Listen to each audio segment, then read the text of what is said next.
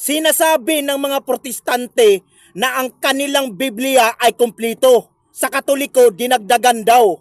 Sigurado ka? Klaruhin natin to mga kapatid. Iklaro ko sa inyo ngayon.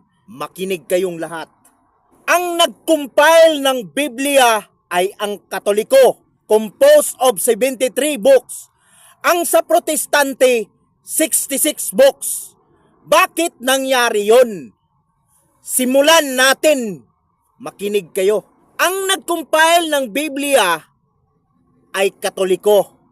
Ngayon, sino ba ang orihinal? Di yung Katoliko mismo. Siya nga ang nag-compile eh. Kayo, kumupya lang, nagnakaw lang kayo, nagpotocopy lang kayo, bumili lang kayo sa National Bookstore, binigay lang sa inyong mga kamag-anak o kapatid o mga kakilala o pastor. Ang Katoliko ang nag-compile, nag-arrange ng kapitulo sa Biblia, bersikulo sa Biblia, mga period niyan, wala kayong ambag kahit isa. Tapos sabihin ninyong dinagdagan namin, kami nga ang orihinal. Kayo, hindi. Tanong ko sa inyo, ito ang nangyari kung bakit naging 66 books lang ang sa inyo mga protestante.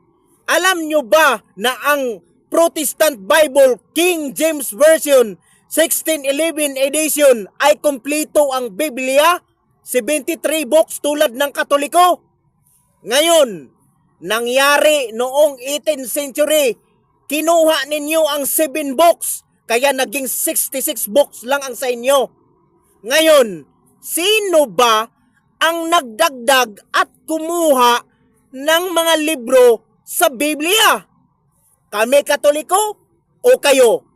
Kayo ang kumuha ng mga aklat, 7 aklat sa Biblia. Sa inyo ang hindi kumpleto. Mahirap pa rin kayo maligtas.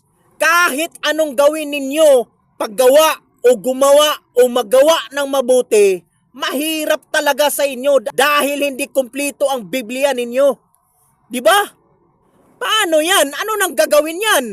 Sabihin nyo, guided kayo ng Holy Spirit? Wow naman! Ang galing nyo! Ang galing ng utak nyo. Hanggang saan ba kayo mamumuhay sa mga sikta ninyo, mga protestanting mga sulpot? Hanggang kailan? Habang buhay ba kayong ganyan? Sinusunod ninyo ang 66 books lang? Wow! Good luck na lang sa inyo! Kayo ang matamaan sa sinabi ng Revelation chapter 22, verse 19. Ito ang nakasulat. And if any man shall take away from the words of the book of this prophecy, God shall take away his part out of the book of life and out of the holy city. Kaya umalis na kayo dyan sa mga protestanteng mga sulpot na relihiyon. Alis na! Ngayon na, mga kapatid.